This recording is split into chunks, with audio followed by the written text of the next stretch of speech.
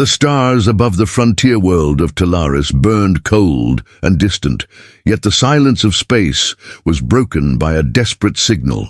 It carried fear, panic, and the final screams of an entire fleet. Miners on the planet's surface froze when their comm screens flickered with the last transmission. Alien warships begged for help as something vast tore through them. Then the signal ended. The Galactic Coalition was alerted within minutes. In the council hall, built of silver stone and lit with floating orbs, leaders of a dozen species gathered. Their voices shook. Their eyes widened. What enemy could erase a full armada without firing more than a few blasts? The council screens replayed the final images. Coalition cruisers opened fire into the void. Then came the shadow. It stretched across the stars like a drifting continent. A hull of black metal, scarred by wars older than the current council. Its outline dwarfed the fleet, a moving city among the stars. The hall fell silent. Some delegates leaned back in disbelief. Others whispered a word that had not been spoken in centuries. Humanity. The chair, being a tall insectoid from the Visari species, struck the floor with a staff. Humanity is gone. Their worlds were burned. Their fleets destroyed. What we see here is a trick, an illusion. No human warship could still remain, yet the evidence glowed on every screen. Sensors confirmed the size, 30 kilometers in length, layer upon layer of armor, strange energy signatures pulsing deep within. The kind of warship only one species had ever dared to build, a supercarrier. Panic spread across the hall. The reptilian Kroll ambassador hissed, scales bristling. If this is real, then the galaxy is in danger. Humanity swore vengeance before they fell. They swore to return. The council voted to send a scout group. Fast ships were dispatched, each carrying the most advanced scanners. They approached the dark shapes slowly, their hulls shaking from unknown energy waves. The giant ship did not move. It hung in space like a silent tomb.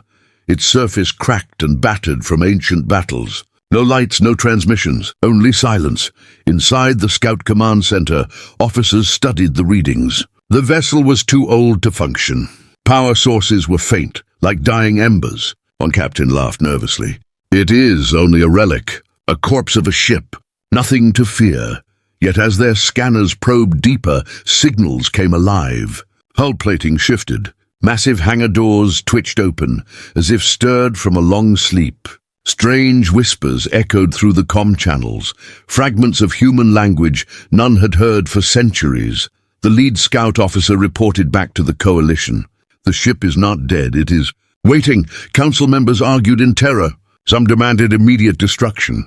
Others warned against provoking what could be the last trace of a forgotten enemy. But before they could decide, something terrible happened. The scout ships moved closer, desperate to learn more. One vessel locked its scanners on the central command spire of the Supercarrier. Its engines roared as it drifted nearer, its crew unaware of the danger. Suddenly, the black surface of the massive ship shimmered. A ripple spread across its armor, like the skin of some living beast. Then in an instant, the scout ship vanished. No explosion, no debris. Just empty space where it once floated. The other scouts panicked, pulling back at full speed. Their sensors showed nothing. It was as if the missing ship had been erased from existence. The Coalition Council stared at the live feed in horror. Their voices turned to whispers. What kind of technology could erase a starship so easily? Who commanded this power? The Visari chair being's voice cracked. It cannot be humans. It cannot. But deep inside, every leader in the hall felt the same fear. The design was unmistakable. The Supercarrier belonged to humanity. The species they had all helped destroy. The enemies who had sworn never to bow. The shadow in the stars drifted forward, its colossal frame gliding silently toward Coalition space. It did not send signals. It did not answer hails. It moved like a predator that had found its prey, and then across every Coalition channel a single pulse of sound echoed. It was not alien. It was not unknown. It was human. A cold voice whispered in ancient Earth tongue. None could understand the words fully, yet the meaning was clear. Humanity was not gone. The council chamber erupted in chaos. Soldiers were called to arms. Fleets were ordered to gather. Across the galaxy, people whispered of the return of the old enemy, the one their ancestors had feared above all others. The Supercarrier continued its silent approach, larger than any world's defenses could withstand. The missing scout ship was never found. No wreckage, no bodies, only silence. The Council voted again, but their fear made unity impossible. Some called for surrender. Some demanded total war. Others begged for negotiation. Yet no one knew what the humans wanted. No one knew if the humans had forgiven. The shadow drew closer. Its armored hull caught the light of a distant sun, revealing markings in the ancient language of Earth. The name was clear for all to read: Supercarrier Erebus. The Council gasped as the ancient warship came alive, its vast engines glowing faint red. The galaxy had believed humanity was extinct. Now, their greatest warship had returned. The name burned across the galaxy: Supercarrier Erebus. News spread faster than light. On border worlds, merchants abandoned their stations. Military fleets recalled their patrols. Civilian channels carried only one story: humanity had returned. In the Galactic Council Hall, fear was everywhere. Leaders of 37 species filled the great chamber. Their bodies shook, eyes wide, voices rising into chaos. The last time humanity was spoken of here was 500 years ago, when the war against Earth ended with firestorms and orbital strikes. The Council had declared humans extinct, yet the shadow now moving through their space proved otherwise, the Visari chair being slammed its staff against the floor. The chamber lights dimmed. Order! We will face this threat with calm, but calm was impossible. The Kroll ambassador, a reptilian general with jagged teeth, hissed loudly. That ship carries the blood of billions. Our fleets remember how their carriers consumed worlds. Humanity is no myth. They survived. A representative of the Luthari, a feathered avian species, trembled as she spoke. If they survived in hiding for centuries, what else have they built? What if Erebus is not the only one? The chamber fell silent at that thought. If one supercarrier was enough to erase fleets, what would happen if there were more? Military officers projected recordings from the border battle. They showed hundreds of alien warships surrounding the giant vessel, firing every weapon. Yet their blasts struck invisible barriers and vanished. Then the supercarrier released thousands of objects. At first, the Council thought they were missiles. But no, they were ships. Human fighter drones, sleek and black, moved as if one mind controlled them all. Coalition cruisers exploded in seconds. Enemy commanders screamed before the signal cut. The hall erupted again. One delegate shouted for total war. Another begged to surrender immediately. A third demanded negotiations before it was too late, the Visari chair being tried again to speak. We cannot allow fear to divide us. We will stand together. But the chamber had already fractured. The Kroll slammed his claws against the table. Do not speak of unity. Your kind barely fought in the last human war. It was my fleets that burned Earth's skies, the avian delegate shrieked. And it was my people who lost half their colonies to human boarding squads.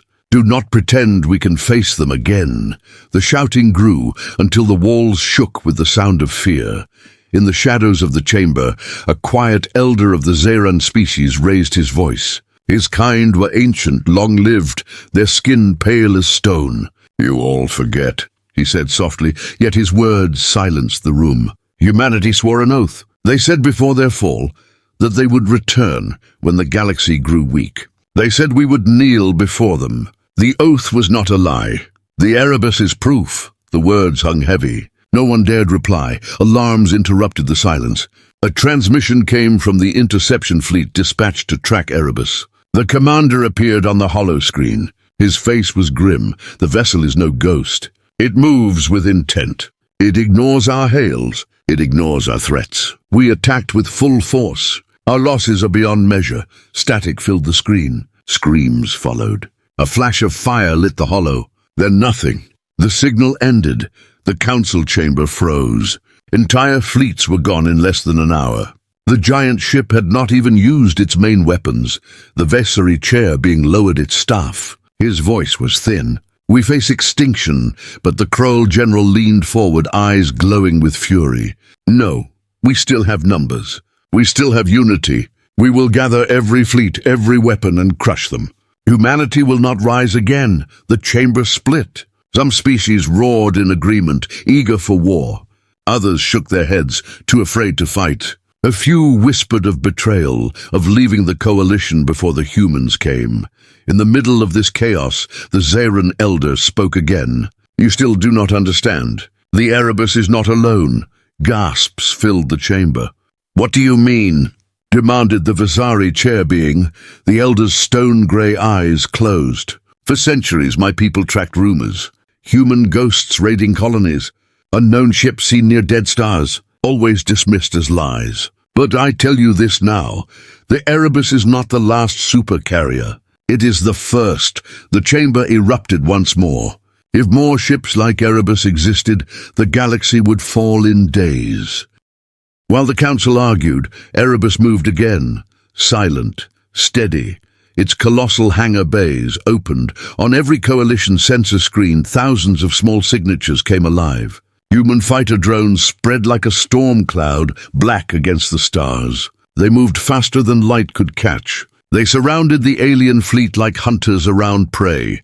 And then, for the first time in 5 centuries, the galaxy heard a human voice. It echoed across every frequency, sharp and cold. This is humanity's final warning. The words froze the council in their seats. Every soldier, every civilian, every leader who heard them felt the same thing. Fear. The fighters stopped in space, waiting for orders. The supercarrier loomed behind them, silent as a god of war. The Kroll general clenched his claws. What is their warning? What do they demand? The avian delegate's feathers shook. Perhaps they demand nothing. Perhaps the warning is only this. They have returned. The Visari chair being stared at the shadow on the screen. Larger than any fleet in history, and then the human voice spoke again. Resist us, and you will not survive. The galaxy held its breath. The supercarrier Erebus floated at the edge of coalition space, its massive frame like a continent drifting through the stars. Around it, thousands of sleek black drones hovered, waiting. No sound, no movement. Only silence. Then the coalition's combined fleet arrived. It was the largest armada assembled in centuries. Over 2,000 warships of every shape and size filled the void. Triangular Visari destroyers, circular Luthari cruisers, towering Kroll dreadnoughts, and dozens more, all pointed their guns at the human vessel. The fleet stretched for light minutes, glowing with shields and weapon fire primed. The Kroll general spoke to his fleet with fire in his voice. Strike first. Strike fast! Burn the humans from the stars. Show no mercy. The command was given. The void lit up with fire.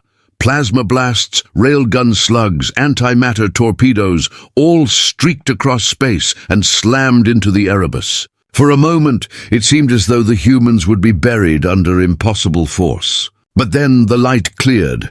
The supercarrier stood untouched. A faint shimmer rippled across its hull. The weapons had struck something invisible. A barrier, smooth and perfect, swallowed the firepower of 2,000 ships as if it were nothing.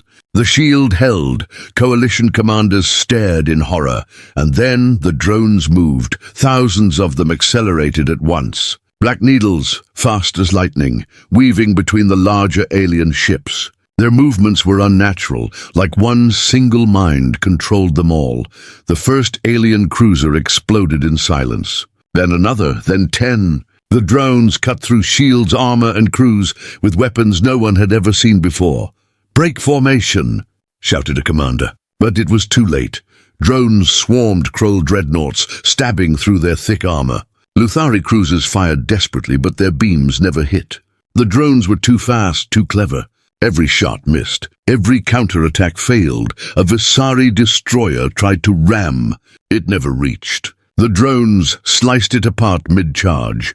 The council watched the battle unfold from their chambers. Their faces were pale, their voices weak.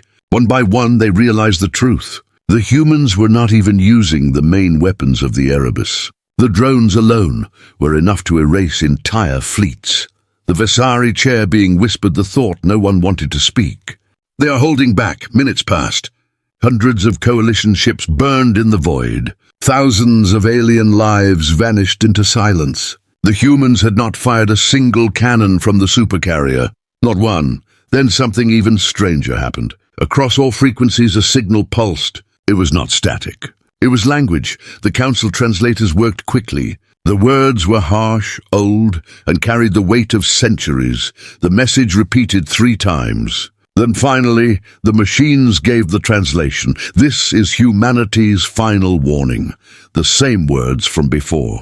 Spoken with iron certainty, coalition leaders froze. Was this mercy? Or was this mockery? On the battlefield, the drones suddenly stopped. They hung in space, surrounding what remained of the alien armada. Their weapons glowed but did not fire.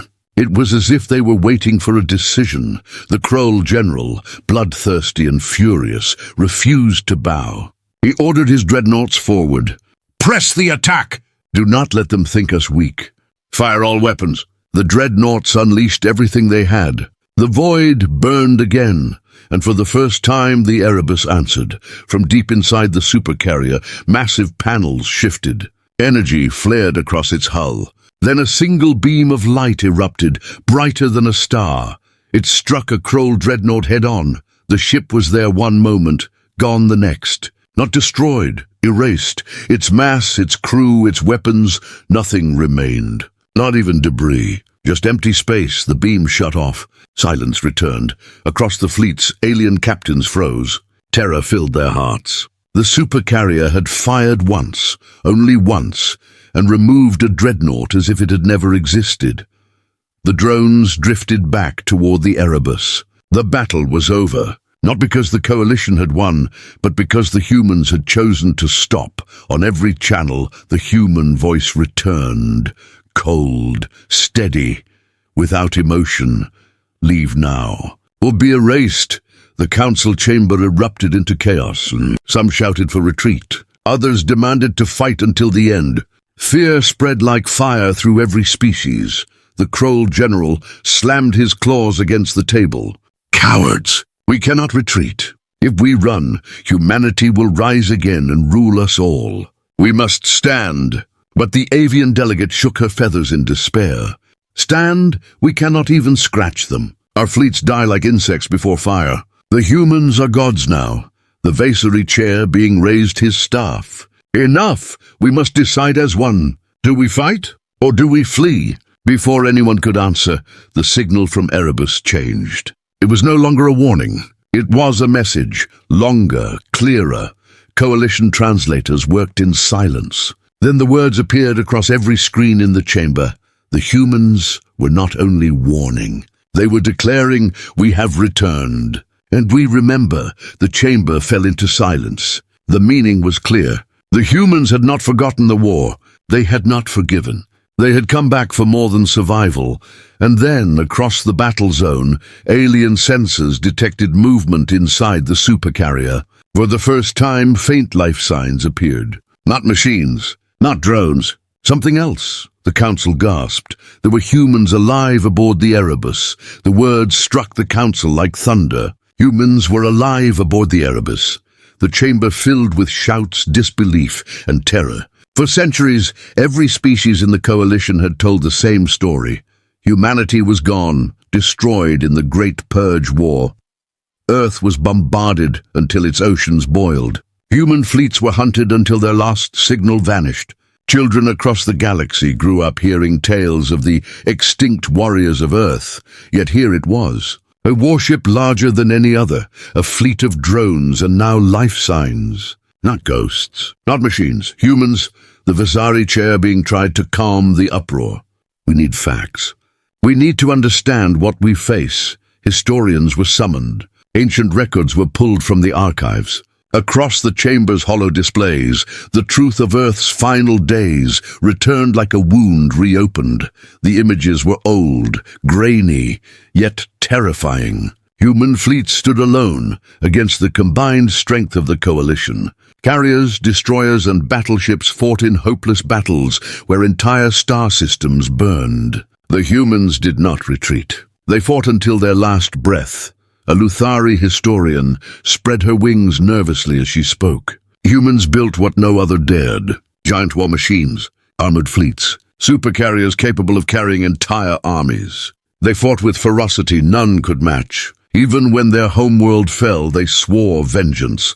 The Zeran Elder, pale and ancient, whispered the words from memory. Before the fire rained on Earth, their last broadcast declared, "We will return when the galaxy has forgotten its strength." That was their oath. The Kroll general slammed his claws against the table. Empty words. We burned their cities. We erased their colonies. Humanity was dead. The Elder only shook his head. If they were dead, who pilots the Erebus now? The council fell into silence. The historians continued. Legends spoke of fleets that escaped into the dark, beyond the mapped stars. Small groups of human survivors rumored to raid colonies, taking supplies before vanishing again. For centuries, these were dismissed as myths told by frightened traders. Now they seemed like warnings. The Visari chair being looked at the life signs glowing on the screen. It seems they did survive. They hid, they waited, and now they return with their greatest warship. As the council debated, more data came from scanners tracking the Erebus. The life signs were not faint. They were strong, hundreds, possibly thousands. Entire sections of the ship showed activity. Power was rising inside its massive hull. The humans were not waking by accident. They were preparing. The Luthari delegates spoke with trembling feathers. If they have lived in hiding for centuries, imagine their knowledge. Imagine their weapons. What horrors have they built beyond our sight? The Kroll general snarled. Then we must strike now before they gather strength. But others disagreed. Some argued for surrender, some for peace, some for negotiation. The council fractured further. Fear ate at them like a disease. Then without warning, a transmission came directly from the ear. The council chamber froze. A face appeared in the hollow field. It was human. The man's skin was pale, his features scarred, his uniform old and worn but still bearing the emblem of Earth's old fleets. His eyes burned with cold fire. His voice was steady, strong, and filled with hatred older than any in the chamber. "Coalition," he said, in a language that translators quickly turned into every tongue. "You thought us dead. You thought Earth destroyed, but we survived. We endured, and we remember." The council fell into chaos. Some screamed in fear. Some cursed. Some wept. The human continued, ignoring their panic. "We watched from the shadows as you grew soft. We saw you forget the fire of war. You built councils. You built peace. And now we return to collect what is owed." The screen darkened. The transmission ended. The silence that followed was heavier than any explosion. The Visari chair being clutched his staff tightly. "They survived. They endured. And they hate us," the Zeran Elder whispered again. "And if the legends are true, Erebus is not the only ship. There may be others, hidden, waiting." The chamber trembled with fear. On the battlefield, the Erebus began to change. Massive hangar doors opened along its spine. Light poured out. Coalition sensors screamed with warnings. New signatures filled the void. Not just drones this time. Entire ships. Smaller carriers, frigates, destroyers, all launching from the Supercarrier's endless bays, a fleet within a ship. The Coalition commanders stared at their screens in horror. Erebus was not one ship. It was an empire, carrying an army of steel within its belly, and then, across the void, the humans spoke again. "This is only the beginning." The galaxy trembled as the Erebus revealed its true power. From its vast hangar bays, fleets of ships poured into the void. Carriers, destroyers, and frigates emerged like a tide of steel. They moved with perfect formation, each vessel old yet alive with energy. The Coalition fleet, already broken by drones, now faced a storm far greater. In the council hall, fear turned into panic. Delegates shouted across the chamber. Some demanded unconditional surrender. Others begged to retreat. The Kroll general snarled in fury, slamming his claws on the table. "We cannot run. If we flee, they will hunt us down like prey. Fight or be nothing." But his words carried no weight. Every leader could see the truth on the hollow screens. Humanity's supercarrier was a fortress, a factory, and a fleet all in one. Against such power, resistance seemed hopeless. Then, without warning, the Erebus transmitted again. The chamber fell into silence as the hollow field flickered. The same human commander appeared. His face was scarred, his eyes sharp with cold resolve. This time he did not speak in fragments. His voice was steady, carrying across every channel, translated into every tongue of the Coalition. "Coalition," he said. "You thought us gone. You thought Earth burned. But humanity is not ash. We are fire. We endured in silence, and now we return to claim what is ours." The words struck the chamber like a blade. He continued, "You call this a council. You call this peace. But we remember the war you brought to our skies. We remember the fire on Earth. You killed our children, our families, our world. Did you think we would forget?" The Kroll general roared, rising from his seat. "Lies. We acted to protect the galaxy. Humanity was too dangerous, too violent." The human's gaze seemed to pierce through the holoscreen. And yet here we are, alive, stronger than ever. Who then is truly weak? The chamber filled with whispers of fear. The human raised a gloved hand. Behind him, through the hollow, the council saw vast hangars filled with soldiers. Rows upon rows of armored humans stood ready, their weapons gleaming in the light. Their armor was heavier, darker, sharper than anything the Coalition remembered. Power armor, advanced and terrifying, built for only one purpose: war. The commander's voice lowered, but it was even more chilling. "Earth still lives. You burned our soil, but you did not find us all. We rebuilt in the dark, in places your fleets dared not go. Earth is hidden, stronger than before. And now we rise again." The chamber erupted. Some leaders collapsed into despair. Others shouted for immediate surrender. A few, blinded by pride, still demanded battle. The Visari chair being struggled to hold order. If what he says is true, then Earth still exists. If Earth still exists, then humanity has not only survived, they have thrived. The Luthari delegate trembled, feathers shaking. "We cannot face them. Look at their fleets, their soldiers. Even their drones destroyed us like insects. They have studied us for centuries. They know our weaknesses." The Kroll general bared his teeth. "We must not bend. If we bow to them, we are slaves forever." The human seemed to hear the words, though no one had spoken aloud. His eyes narrowed. "You do not understand. This is not negotiation. This is not peace. This is truth. Humanity does not forgive. Humanity does not forget. We are not asking. We are telling you. Earth has returned." The screen cut to black. The council chamber descended into chaos once more. Fleets across the galaxy received the same broadcast. On every world, across every station, aliens stared in shock as a human face, thought lost to history, declared dominion over the stars. Meanwhile, in space, the Erebus moved forward. Its escorts followed, filling the void like an endless storm. Coalition fleets, terrified and broken, scattered. Some ships fired in desperation, but their weapons vanished against the shimmering barrier. Others fled, abandoning their posts. The human drones regrouped, surrounding the survivors. But they did not fire. They waited, like predators keeping their prey alive only for the hunt. In the council hall, fear reached its breaking point. The Visari chair being struck the floor with his staff. "We must decide. Fight or surrender.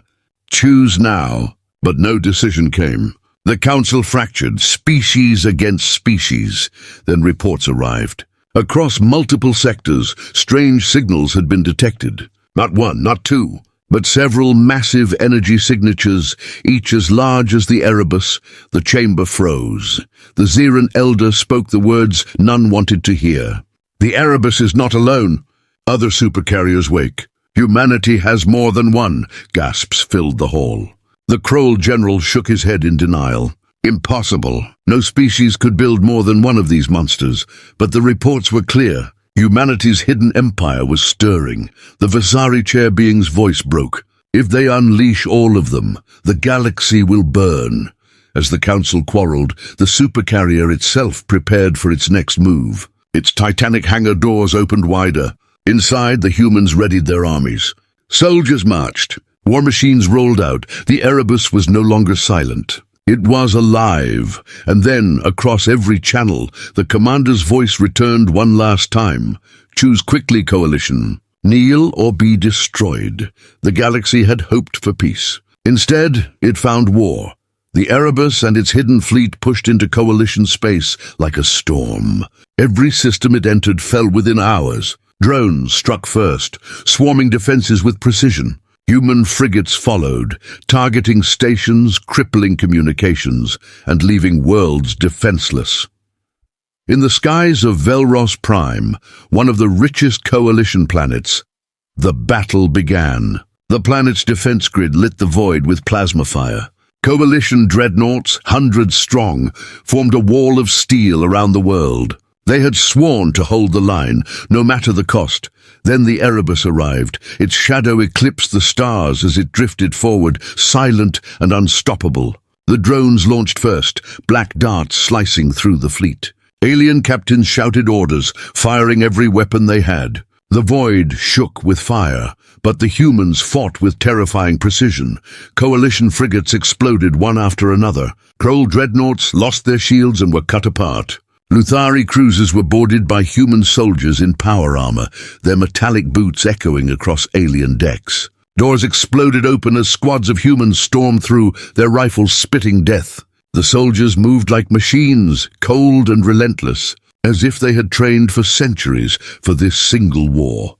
One boarding commander's final transmission reached the council before the signal went dark. They do not fight like mortals. They fight like demons. On the planet's surface, citizens watched in horror as fire streaked across the sky. Human dropships descended through the atmosphere, black and silent. Within minutes, armored soldiers marched in the streets of Velros Prime. Towers burned, alien armies shattered. The humans were not content with victory in space. They wanted planets, cities, and people. In the council hall, chaos ruled. Some delegates begged to surrender before more worlds were taken. Others shouted for revenge, calling on fleets to unite. The Visari chair being raised his staff, desperate for order. We must not break. If we collapse, the humans will own everything. Gather all fleets, gather all weapons. This battle decides the galaxy's fate, and so the Coalition sent everything. From every corner of the stars, ships converged on Velros Prime. It was the greatest gathering of force in recorded history, over 5,000 warships. A wall of firepower meant to stop humanity once and for all. When the fleets arrived, the battle turned into chaos. Thousands of ships clashed in the void. Blasts of plasma, rails, and antimatter tore space apart. Drones swarmed, cutting holes in the enemy lines. Human frigates sliced through battleships with weapons unseen before. Entire sectors of the battlefield burned, littered with wreckage, yet the Erebus did not move. It remained at the center of the storm, silent and calm, as if watching the galaxy struggle. Its drones fought, its soldiers boarded, but the giant vessel itself had not yet unleashed its true weapons. Coalition admirals began to believe they could win. Numbers were on their side. For every ship lost, more arrived. Slowly, painfully, they pushed the drones back. Alien warships surrounded human frigates and destroyed them in blazing fire. The Coalition cheered, thinking they had finally turned the tide. And then the Erebus awakened. Its massive structure shifted. Panels opened along its spine. Ancient weapons came alive with blinding light. The Supercarrier unleashed its fury. A single blast fired from its orbital shatter cannon. The weapon tore through space, striking a Coalition battleship at the heart of the formation. In an instant, the ship split in two, its remains pulled into a glowing rift. Shockwaves ripped through nearby vessels, tearing them apart. Hundreds of ships died in one strike. The battlefield froze. The cannon powered up again. Panic spread through the Coalition lines. Admirals shouted to scatter, but there was no safety. The cannon fired again, erasing another section of the fleet. Where the weapons struck, nothing remained. No wreckage, no bodies, only silence. Velros Prime trembled as the humans unleashed their wrath. On the surface, alien citizens screamed as they saw their fleets dying in the skies above. In the council chamber, despair crushed all hope, the Visari chair being whispered what everyone now knew. If this battle is lost, the coalition is finished. The Kroll general slammed his claws down. Then we strike at the head, kill their commander aboard the Erebus. Without him, they may falter. Desperation gave birth to a plan. A secret team of assassins was assembled. Elite warriors from many species volunteered for what could only be a one-way mission. Their goal, infiltrate the Erebus and kill the human commander. While the fleets clashed in fire and destruction, the small strike force launched in stealth ships, slipping into the chaos. They raced toward the Supercarrier, cloaked by wreckage and distraction. The commander of the team whispered to his soldiers, "If we fail, the galaxy dies." As the Erebus prepared to fire its shatter cannon again, the strike team pierced its outer defenses and slipped inside. They entered the endless corridors of the Supercarrier, shadows in the dark. And then they saw them. Human soldiers, dozens of them, armed, waiting in silence. The strike team froze. The humans turned their visors toward the intruders. The strike team moved carefully through the endless corridors of the Erebus. The air was cold, the lights dim, and the walls hummed with ancient power. Every step echoed like a drumbeat of doom. Their mission was clear: find the human commander and end him. Without his voice, perhaps the Supercarrier would fall silent. Perhaps the galaxy could survive, but standing in their path were human soldiers. These were not ordinary troops. Their armor was black and seamless, their visors glowing like burning coals. Each carried weapons that hummed with energy, weapons the strike team had never seen before. The intruders froze, gripping their blades and rifles. For a moment, silence ruled. Then the humans moved, fast, precise, unstoppable. The corridor erupted in fire. Alien warriors fell one after another. The humans fought without fear, their armor turning aside plasma bolts. Blades clashed, sparks lit the dark halls, and screams echoed. The strike team realized the truth with horror. These were not just soldiers, they were something far worse. Whispers spread across comms. They are enhanced, not human anymore. The survivors ran deeper into the carrier, pursued by armored shadows. Every turn revealed new horrors. Barracks filled with soldiers ready for war, hangars with drones waiting to launch, factories building weapons that could shatter worlds. The Erebus was not just a ship, it was a world of war. Meanwhile, outside in space, the battle raged on. The coalition fleets were breaking. The shatter cannon fired again, cutting holes through the armada. Entire species home fleets were destroyed in a single strike. The galaxy's last hope was dying. Inside the council hall, despair grew. Leaders shouted at each other, fear choking every word. Some demanded surrender, others insisted on fighting to the last breath. The Visari chair being raised his trembling staff. The humans gave us a choice, kneel or be destroyed. We must decide before the galaxy burns. But the Kroll general bared his teeth, refusing to yield. I would rather see the stars turn to ash than bow to earth. His words spread like fire, but so did fear. Entire factions began sending surrender signals, praying the humans would spare them. Others cursed them as traitors. The council was breaking apart just as the humans planned. Back aboard the Erebus, the strike team reached the central chamber. A massive door stood before them, carved with the symbol of Earth, a blue-white sphere once thought destroyed. The door opened. Inside sat the human commander. He was calm, sitting upon a steel throne, surrounded by flickering displays of the battlefield. His scarred face turned toward the intruders, and he smiled faintly. "You came far," he said. His voice echoed like thunder in the chamber. "But you are too late. The galaxy's fate is already sealed." The strike team raised their weapons, but the commander did not flinch. Instead, he spoke again, his words chilling them to the bone. "Do you know why the Erebus exists? Do you..." Know why Earth built not one, but many supercarriers. We did not build them to conquer, we built them to survive. And now, the galaxy will finally understand what survival means to humanity. The chamber trembled as alarms rang. Outside, the battlefield shifted. New signals appeared. 1, 2, 5. 5 more human supercarriers emerged from hidden slipspace tunnels surrounding the Coalition fleets. Each was as massive, as unstoppable, as terrifying as the Erebus. The council chambers shook with screams of disbelief, the Visari chair being collapsed into his seat. Impossible! Impossible! The human commander's eyes narrowed. This is the final choice. Kneel to Earth or vanish from the stars. But the strike team refused to surrender.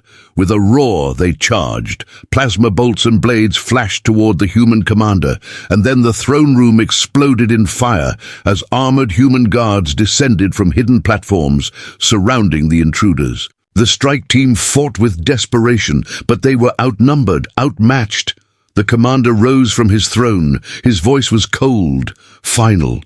You came to kill me. Instead, you will carry my message. One of you will live. The rest will die. The humans struck, cutting down warriors one by one. Blood and sparks filled the chamber. Only one alien, wounded and terrified, was dragged before the commander. He leaned down, his scarred face inches away. Tell your council, tell your worlds. Humanity does not forgive. Humanity does not forget. The age of Earth has returned. The survivor was thrown into an escape pod and cast into space, carrying the words of doom. As the pod fell away, the Erebus and its sister ships turned their weapons toward Velros Prime. Billions watched from the surface as shadows of death covered their skies. And then, all at once, the supercarriers began to fire. The skies above Velros Prime burned. 6 human supercarriers surrounded the world, their titanic frames blotting out the stars. Each vessel hummed with deadly power, their weapons locked on the Coalition's greatest jewel. Billions of eyes turned upward from the planet's surface.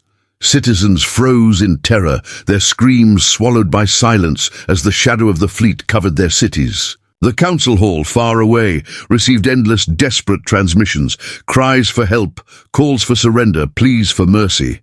But mercy was not what humanity had come to give. The Erebus fired first. Its shatter cannon roared, a column of light tearing across the void. A Coalition battleship disintegrated, split into nothingness. The other supercarriers joined the storm, beams and missiles raining down on the fleets that dared to resist.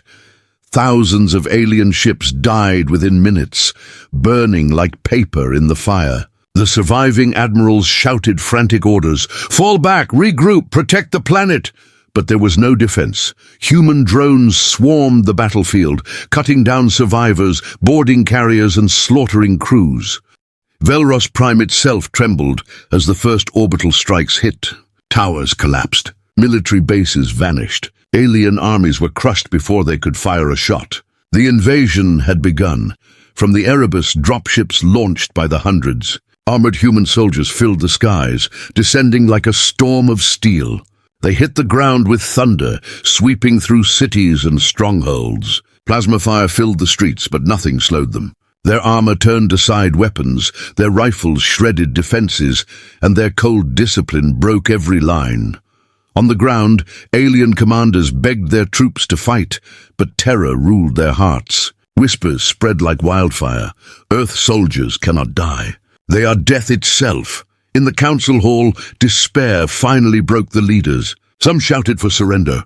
Others demanded exile. A few screamed that Earth should be destroyed at any cost, even if it meant burning the galaxy, the Visari chair being trembled as he rose. His voice was soft, broken. It is too late. The humans have already won. Velros Prime will fall. After that, so will we all. But the Kroll general refused to bend. His claws dug into the table, his voice filled with rage. If the galaxy burns, then let it burn with Earth. We will not kneel. His defiance spread to some, but most fell into silence. Deep down, they knew the truth. The humans had returned, and nothing could stop them. Back on Velros Prime, the battle reached its final stage. The human commander appeared once more on every screen, every comm channel, every broadcast. His scarred face was lit by fire. His voice was calm, cold, merciless. Coalition. You killed our world. You hunted our people. You thought humanity extinct. But we survived, and now we have returned. This is not war. This is judgment. He raised his hand, and behind him the massive hangar doors of the Erebus opened wide. From within rolled colossal machines, tanks the size of buildings, walkers that shook the earth, war engines that had never been seen before. The machines joined the soldiers, their cannons silencing the last resistance. The commander's voice grew louder. Velros Prime is only the beginning. Every world that took part in Earth's fall will burn. Every race that stood against us will kneel. The galaxy belongs to humanity once more. The survivors on the planet watched as their cities fell. Alien leaders tried to escape, but their ships were cut down in orbit. Entire populations were rounded up, corralled like cattle, forced to kneel before the armored humans. In the council hall, a sudden silence spread as a message arrived. It was not from a surviving admiral, not from Velros Prime. It was from Earth. For the first time in centuries, the homeworld spoke. The council stared at the transmission. Earth's surface filled the screen. Green forests, blue oceans, rebuilt cities shining with light. The planet was alive, thriving, stronger than it had ever been. Then a new voice echoed. Not the commander from the Erebus, but a woman, her presence regal, her tone commanding. I am the speaker of Earth. Know this, humanity is not divided. We are one, and we will never forgive. Those who fought against us will kneel. Those who resist will be erased. Choose galaxy. Kneel or die. The signal ended. The council hall sat in stunned silence. Worlds across the stars trembled. On Velros Prime, the last resistance crumbled. Humanity had shown not just power, but unity. Earth itself had spoken. In space, the 6 supercarriers aligned, their titanic guns pointed outward, beyond Velros Prime. Not toward the broken fleets, not toward the dying planet, but toward the galaxy itself. The human commander's voice returned one final time. This is only the beginning. Humanity does not conquer. Humanity endures. And now, humanity rules. The supercarriers fired, their beams cutting into the void, signaling the dawn of a new age, the age of Earth.